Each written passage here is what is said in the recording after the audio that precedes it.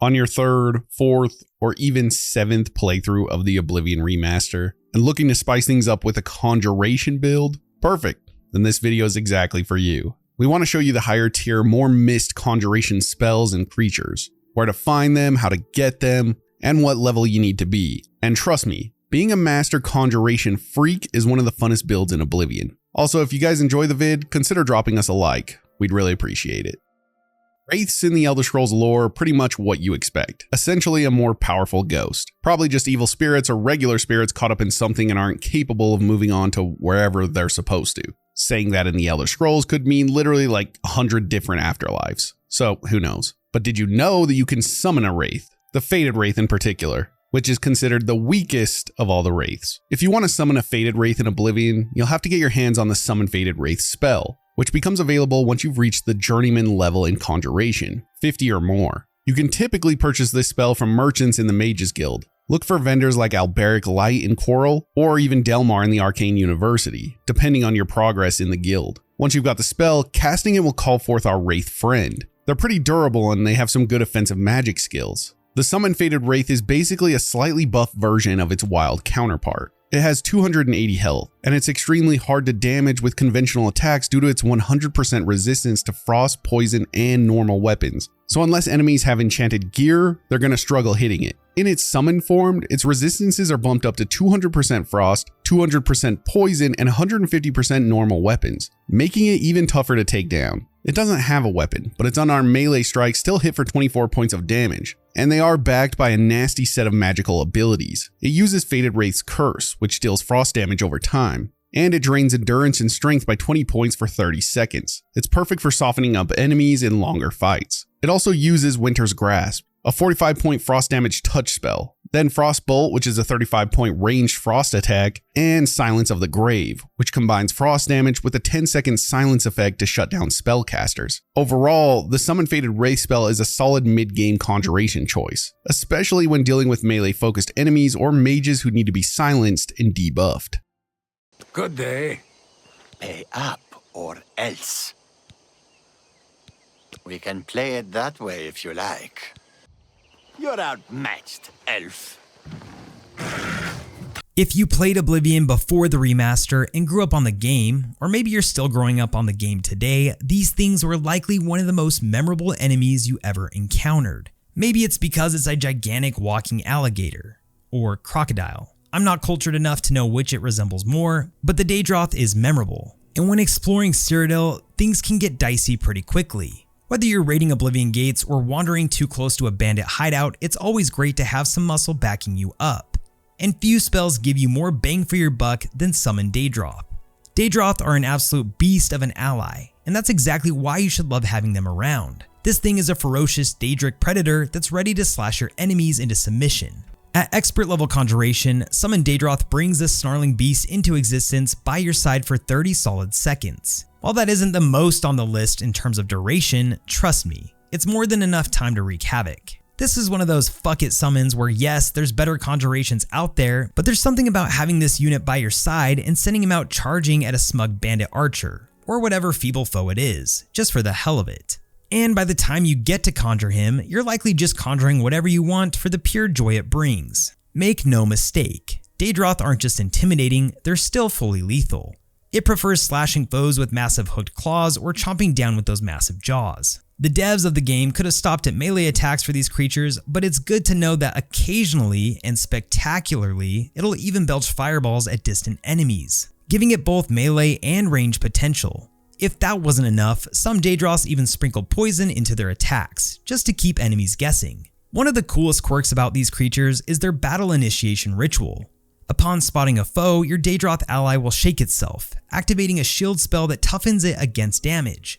Sure, it makes them briefly vulnerable if summoned too close to an enemy, but once that shield is up, you've got yourself one resilient brute. Oh, and did we mention they're resistant to fire too? RIP to those flame spamming mages, they've officially met their match. However, every summon has its downsides. The Daedroth are massive, lumbering, and occasionally struggle to navigate tight corridors and cluttered battlegrounds. So maybe avoid casting it in your favorite cramped dungeon crawl if you want maximum efficiency. But out in open fields, like during your epic Oblivion Gate sieges, these beasts shine brighter than the fires of Mehrunes Dagon himself. You can pick up the Summon Daedroth spell out in the Coral Mages Guild or over at Bruma. It's one of the most visually satisfying and still practically useful conjurations you can wield.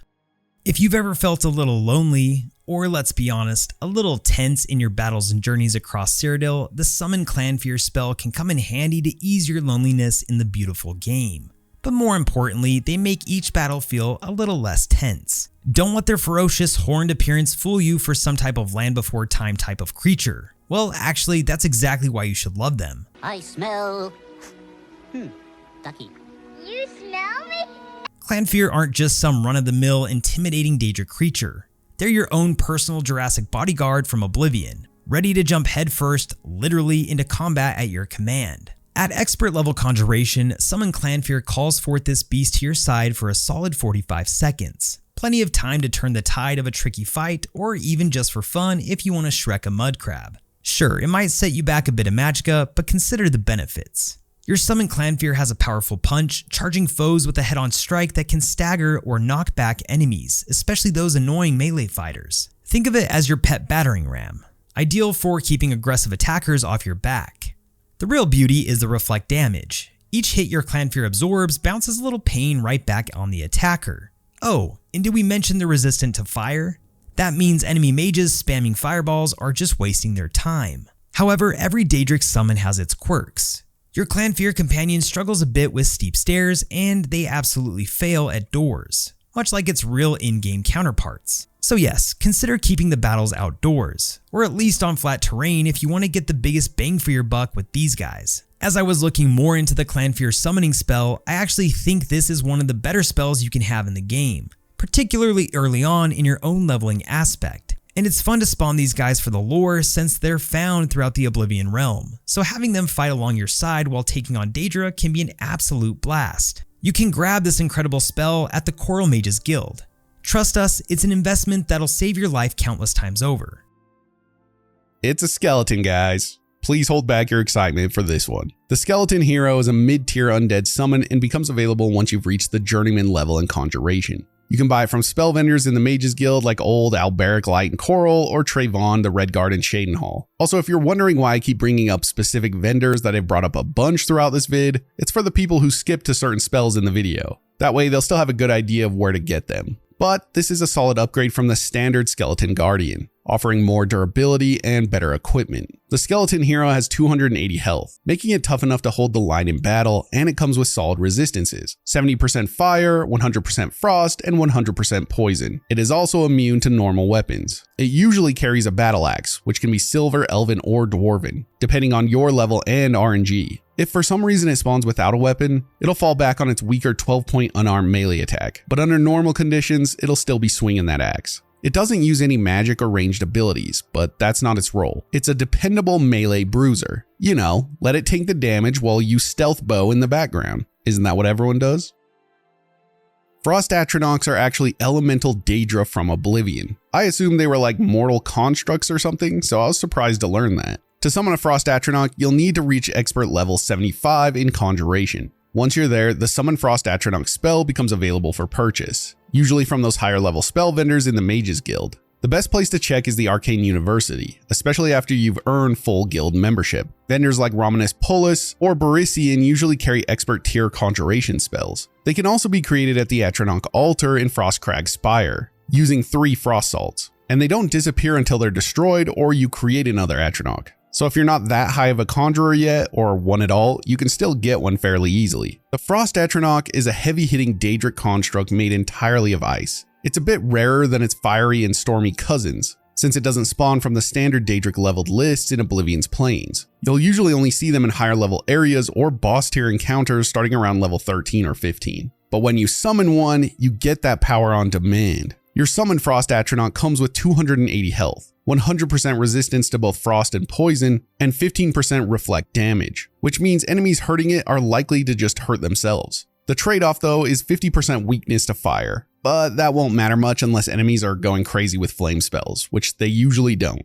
It can also heal itself, making it tougher to bring down during longer battles. Which, let's be honest, if you're playing Oblivion on those harder levels, it takes forever to kill those sponges. Combat-wise, it's equipped with a strong 40-point melee attack, and a pretty solid spell loadout. It uses Freezing Touch, which combines frost damage over time and a Burst Cold on impact, and Atronach Frostbolt for ranged engagement. When its health dips, it casts Freezing Heal, restoring 25 points per second for 2 seconds, keeping it in the fight longer than most summons. All its spells are immune to silence, so it won't get shut down by mages easily. Summoning a Frost Atronach is a great pick for people who want a tanky, magic-resistant frontliner who can also do some good damage, especially useful against melee enemies or mages relying on frost and poison. Just don't send it up against fire-based threats or you're walking your happy ass back to the tower. Remember the days when Bethesda dropped the Shivering Isles DLC? It was probably one of the first DLCs we all bought. And it wasn't just the new landscapes and madness-filled storyline that caught our attention. It was also the absolute nightmare that is the Ravenous Hunger. If you haven't yet summoned one of these creepy, hungry monsters to your side, you're missing out. The Ravenous Hunger isn't your typical summon, like those neat little scamps or skeletons. No, this beast brings something special to the table. Their unsettling, chaotic energy. It's fitting given that these hungers serve a Daedric prince who basically thrives on conflict, and of course suffering. Now, Summon Ravenous Hunger is an expert level conjuration spell that you can pick up in Crucible. For 20 seconds, this grotesque ally fights beside you, and trust me when I say that's all the time it needs, because lasting 20 seconds is a long time. Right? Right? Okay, fine. Maybe 20 seconds sounds brief, but consider it your own little chaos grenade. Summon it, watch it go berserk, and enjoy the mayhem. These creepy Daedric creatures are reminiscent of a cracked out Daedroth, but have the mobility lacking in their alligator brethren. Ravenous Hungers attack with frightening speed, swiping furiously with claw-like appendages, gnashing their unsettling jaws, and generally terrifying everything unfortunate enough to cross paths with them. And let's not forget, their jittery, unpredictable movement patterns make them incredibly tough for enemies to pin down or dodge. One of the greatest things about Hungers is their psychological warfare. Few enemies are prepared for the sheer madness and frenzy that these creatures bring. Heretics summon them for a reason, after all, and watching one tear through a group of unsuspecting foes can be endlessly satisfying.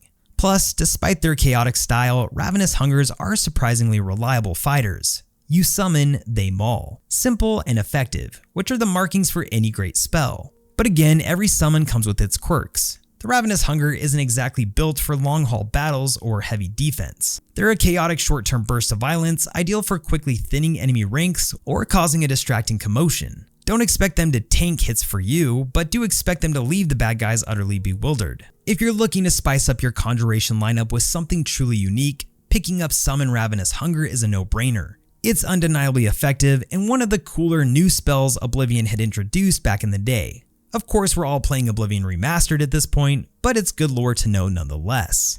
This spell comfortably earns its place among Oblivion's top tier conjurations, not just for its effectiveness, but for the sheer unsettling joy of unleashing madness onto your enemies. I won't go back. You can't make me go back. I'll kill you all. You're all going to die. Stay back. There's actually a couple of shambles you can summon in the game. What a shamble is anyone's best guess. According to the lore we have, they appear to be some sort of reanimated construct made of bone and lashed together with wire or bits of cloth. One book in the game describes shambles as only seeking to destroy life, so that's good. If you're planning to summon a shambles, you'll have to reach the expert level in Conjuration. Once you hit that milestone, the summon shamble spell becomes available for purchase from vendors in the Shivering Isles. Either Errol in the Crucible or Relmina's apprentice in Zalselm, depending on your quest progress. Also, these Elder Scrolls names make me want to end it all. Also, just so you know, you can't find this spell outside of the Isles. The shambles are slow, but pretty tough. A summoned shambles has 300 health with 100% resistance to frost and poison, and 70% resistance to normal weapons. It also has 20% spell reflect, meaning hostile magic can backfire on your enemies. Its unarmed melee attacks hit for 23 points, and it uses a spell called Frost Touch, which deals 15 points of frost damage on touch. And like other Shivering Isles creatures, its magic is immune to silence. The real danger with wild shambles is their death effect. When they die, they explode in a frost damage AoE, which can catch you off guard if you're too close. Fortunately, your summon version won't blow up when it disappears, so you don't need to worry about friendly fire. But that would have been a pretty unique touch to them, I think. It's a great pick if you're looking for a slow-moving but hard-hitting undead ally with strong resistances and a frost touch. It's perfect for crowd control or soaking up hits while you hang back and cast. I figure you guys know what a skeleton is at this point. A skeletal champion is just a stronger version of that. Well, the strongest version, I should say. To get one, you have to of course reach that pesky expert level in Conjuration. Again, once you hit that threshold, the summoned skeletal champion becomes available. Sold by Advanced Mages Guild vendors like Borisian in the Arcane University or Alberic Light in Coral. This summon gives you a heavily armored undead fighter that's built to last in close combat. The skeleton champion is a stronger variant of the standard skeleton summons, with 350 health and solid resistances. 70% to fire and 100% resistance to both frost and poison, along with 100% immunity to normal weapons, making it practically immune to most low-tier physical attacks unless your enemies are using silver or enchanted gear. In combat, the skeleton champion is usually armed with a two-handed claymore, which can range in quality from silver, dwarven, elven, to glass, or even a random enchanted variant. As a summon, it's ideal for tanking damage and dishing it out in return, especially when you need a durable frontliner to hold enemies at bay while you handle range support or spellcasting. It might not have spellcasting or elemental attacks, but what it lacks in magic, it makes up for in raw, hard bones. And that's exactly what you're looking for, right? Remember these bastards? The hard to kill type? Liches aren't your typical undead. These guys are mages who have something in common with Voldemort. They willingly subjected their bodies and souls to some nasty black magic in pursuit of immortality, turning themselves into floating nightmares with rotting skin and powerful magic. Respect for the dedication. Visually, a Lich always reminded me of a creature from Lord of the Rings. Rotting robes, skeletal features, and a cold personality. They shuffle around slowly when idle, but once alerted, they flow ominously towards you. The creepiest part is that they still have their intellect intact, meaning they're smart enough to strategically make an impact. Ah, that's it. It hit me. They remind me of the King of the Dead from Lord of the Rings. Anyway, back to the spell. So what makes Summon Lich such a powerhouse spell in your Conjuration toolkit? Well, it's master level Conjuration, meaning you gotta hit that sweet 100 Conjuration skill before you can go purchase it at the Arcane University. And trust me, it's worth every tedious second grinding those Conjuration points. Once cast, you get 20 seconds of pure undead wizardry on your side. Your Summon Lich comes loaded with incredible magic attacks and the ability to conjure its own undead minions like skeletons and zombies. Your summon has its own summons. It's basically Summonception. I never had the wit to get this far in the game back in the day to actually try this out, but behold. In battle, when you're going against these guys, Liches are notoriously tough. They carry level staves tailored specifically to your level, making each encounter uniquely challenging and rewarding. They also have a 25% magic resistance, making most spells less effective against them, and they're completely immune to frost. The bright side is that they're weak against fire, which is fitting since they're literally cold corpses. Also, quick lore drop. Aside from being enemies in the game, Liches don't exactly play nice with others. They hate necromancers, vampires, and even other Liches. If two Liches spawn together in a dungeon, they'll start sparring. Absolute alpha energy. And this can be turned into your advantage, because while your enemies scramble dealing with your floating undead wizard friend, you can leisurely pick them off from afar and play janitor for the cleanup. Also, one pro tip, if you're facing an enemy Lich, disarm them by taking their staff and they'll stand there confused, occasionally tossing a weak spell your way.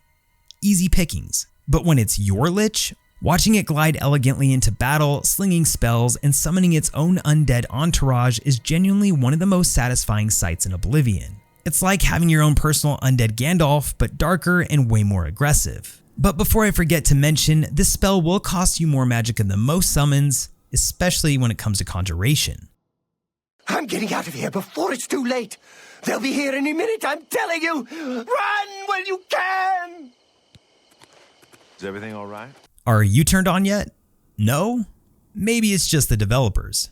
If you've ever crawled your way through an Oblivion gate and suddenly see 8 legs sprinting at you while lightning is draining your HP, you've met the spider Daedra. Also called Perthan, which sounds like a town in Australia, these freaky Daedra are part spider, part humanoid, and mostly unsettling. Spider Daedra are high-tier Daedra, meaning you don't start seeing them until level 17 or so, and by that point the game is no longer pulling punches. These things are fast, agile, and brutal in combat.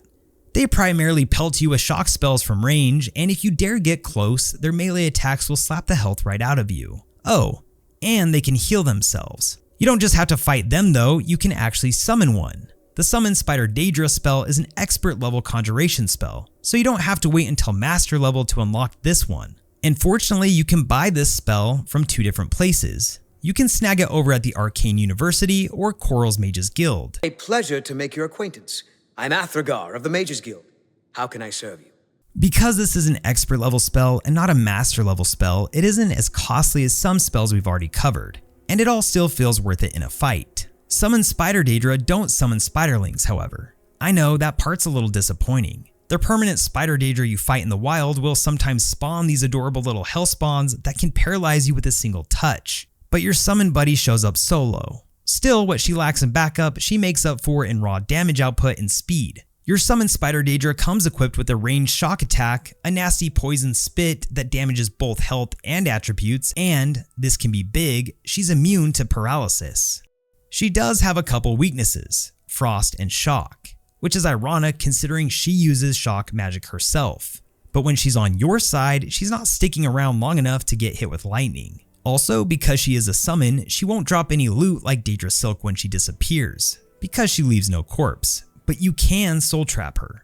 Watching your Spider Daedra crawl around the battlefield and flinging spells is peak Oblivion gameplay. She's quite fast, deadly, and weirdly elegant for something that looks like it crawled out of a nightmare. And she, or it, is also unique. You don't see much like her in the game.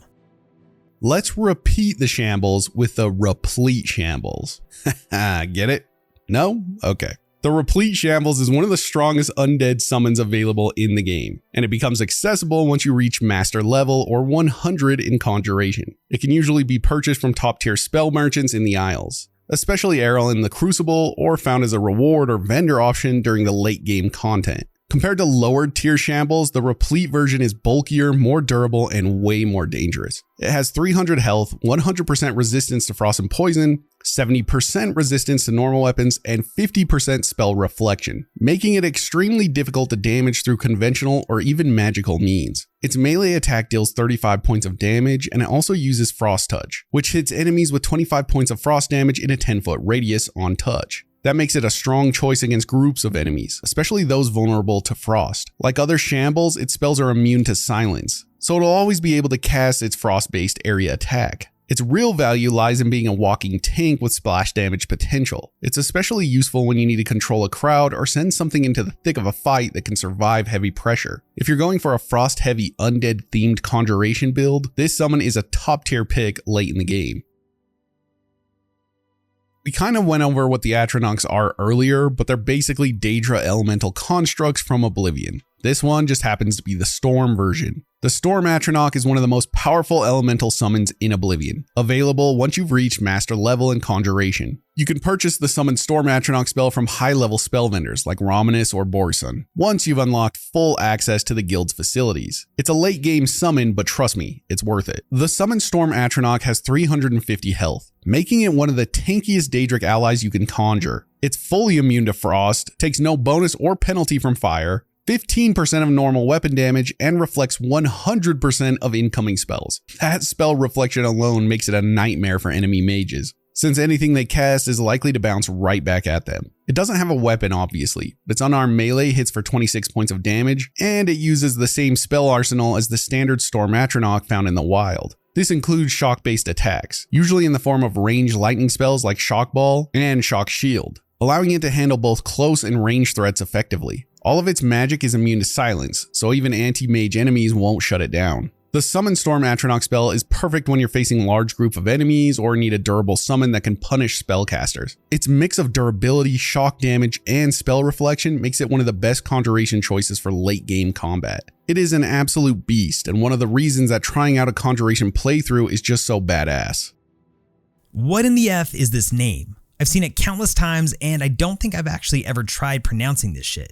And I know if I say it wrong, I'm going to get called a numpty in the comments. But I think we pronounce it Xivilai. This is one of Oblivion's beefiest summons, and this thing is an absolute unit straight out of Daedric Hell. Bluish gray skin, red markings, glowing eyes, and some crazy horns for headgear. Whereas other Daedra wear full body armor, this thing doesn't need it. Just a kilt and some armor plating on the collarbone. Xivilai aren't just about looks though. They're one of the most powerful Daedra you'll encounter. often strutting around Oblivion like they own the place, which, to be fair, they kinda do.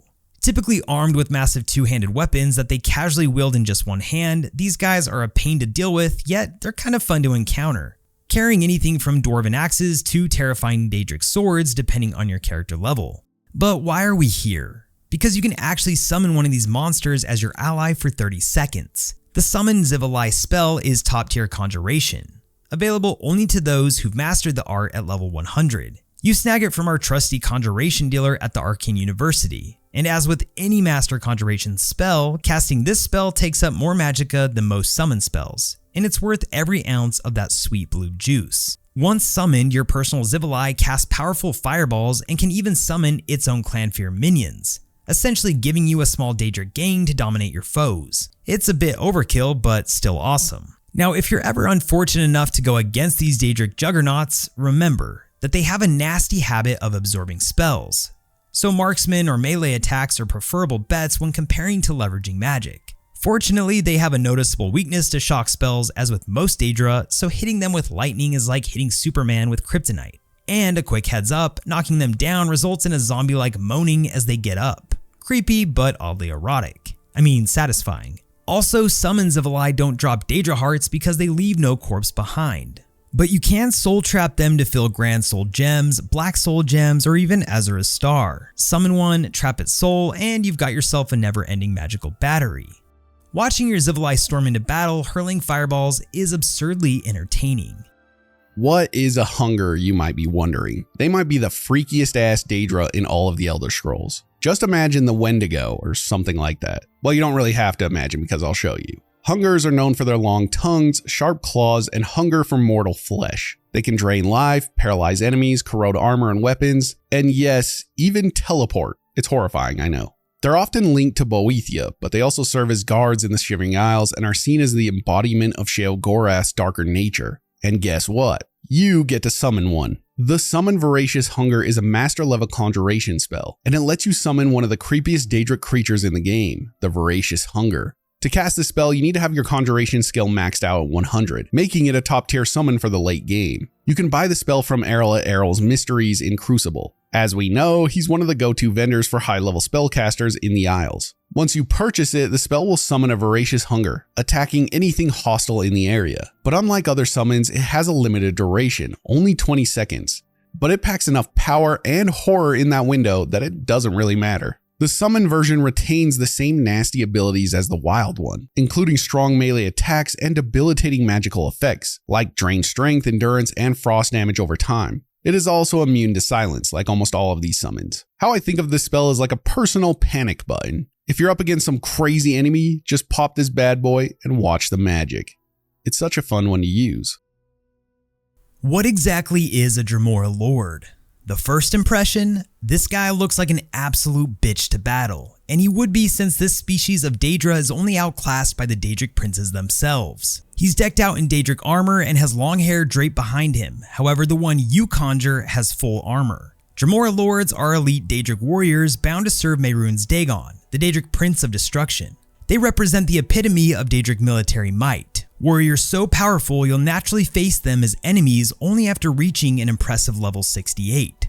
So surprisingly, not every casual player will face these bastards unless you've stocked some time into the game or got far enough in a key quest. Additionally, they're occasionally summoned through special artifacts like this thing, which if you didn't know was this Gandalf type staff that killed Martin Septim's friends in the past. Or these lords appear during key battles such as the epic defense of Bruma. Fortunately for us, they aren't always going against us since once you've honed your magical talents and conquered every beast that dares cross your path, you too can summon this creature straight from the fiery realms of Oblivion itself. First things first, if you want this spell, you'll need to act with some haste. Summon Dremora Lord is a master level conjuration spell, sold exclusively by this guy at the Bruma Mages Guild. But beware, and spoiler alert, and I say this with emphasis, once our favorite seller meets his unfortunate end during the A Plot Revealed quest, your chance to snag this spell legitimately disappears. But fortunately with the Spell Tomes DLC handy, we still get access to it. But back in my youth, I remember finishing the game and not having enough shekels to buy the DLC, so I was shit out of luck. Why is this conjuration spell so coveted, you might ask? For starters, it's incredibly efficient. Once cast, you're treated to 35 glorious seconds of pure Daedric devastation. The summoned Dremora Lord sports a robust 172 health points, making it durable enough to handle heavy combat without breaking a sweat. What's also cool is that your Infernal Companion wields not just brute force, but also magic, unleashing both random fire and shock spells to keep foes on their toes. I like the higher Conjuration spells for obvious reasons. This MF is badass. You can fend off invading Daedra during the Oblivion Crisis, storm an enemy stronghold, or simply walk around the Imperial City causing pure chaos with this guy. And he notably changes the battlefield dynamic instantly. It makes you question, why handle your battles solo when Oblivion itself can lend you a hand? Or in this case, a sword-wielding, spell-casting Daedric juggernaut. Let's talk about something that genuinely freaked me out the first time I encountered it. And that's because I was 12 when I first saw this ghastly bastard float toward me like he wanted a cold embrace with arms spread wide. I'm talking about the Gloom Wraith, the levitating nightmare straight from Oblivion's darkest corners. This thing always gave me a Grim Reaper King type of vibe growing up. It's wrapped in a tattered cloak that hides most of its body, leaving just enough visible to give you a look-see. Pale, sickly green skin, twisted hands, and a face permanently stuck mid-grimace. Or mean mug. I don't know. It's kinda pruny though. Gloom Wraiths aren't your garden variety ghosts either. It's this entity that's more akin to your basic ghost, but stat-wise, it bulked up. That's basically a wraith. These guys are actually solid enough to the point they don't need a typical flashy weapon like elven or glass swords, making them that much more stated. Plus, they have this creepy crown-like tiara on their heads, complete with spikes and a scraggly beard. For this reason, they get extra style points. But why are we hyped about summoning this guy? Because the Summon Gloom Wraith spell is, hands down, one of Oblivion's best conjuration spells. If you're a mage who's about as tough as wet paper, like yours truly, this spell is an absolute lifesaver. The Gloom Wraith has some of the highest health pool of any summonable creature in Oblivion. It's basically an undead tank, which also means that this thing will cost you some magicka. To get this beast of a spell, you'll need a conjuration skill of 100. Yep, master level conjuration only. If you head on over to the Arcane University, however, you can of course pick up this spell. Thankfully, our seller here isn't getting murdered halfway through any quests, unlike our poor pal from Bruma. But let's talk specifics. Though the spell does cost a decent amount of magicka, it does reward you with 25 solid seconds of absolute mayhem on your enemies. Your Summon Gloom Wraith isn't just a floating tank as I mentioned before, it's a tactical assassin too. These spectral monstrosities cast a wickedly named spell called Silence of the Grave, which dishes out frost damage and silences enemy casters. Want to shut up that annoying necromancer mid-incantation? This is your ticket. If you're adventuring around dungeons or chapel basements at higher levels, you know how nasty these things can be when you're on the receiving end. Wraiths outright replace ghosts later in the game, so summoning your own Gloom Wraith flips the script, turning one of your nastiest late game threats into your strongest ally. Honestly, the Summon Gloom Wraith spell isn't just powerful, it's satisfying as hell. Watching this spectral terror glide around the battlefield, effortlessly silencing and slicing through enemies is genuinely therapeutic. Why handle tough fights solo when you can unleash Oblivion's pruniest warrior to do the dirty work? Trust me, once you've tried it, you'll never want to venture into the darkness without one again. There is so much more to spellcasting that we haven't covered, so if you want to see more, let me know in the comments and we'll drop another vid. So make sure you sub for that. Thank you guys for watching and commenting, we really do appreciate it. And remember, enjoyed time is never wasted time, and we'll see you in the next.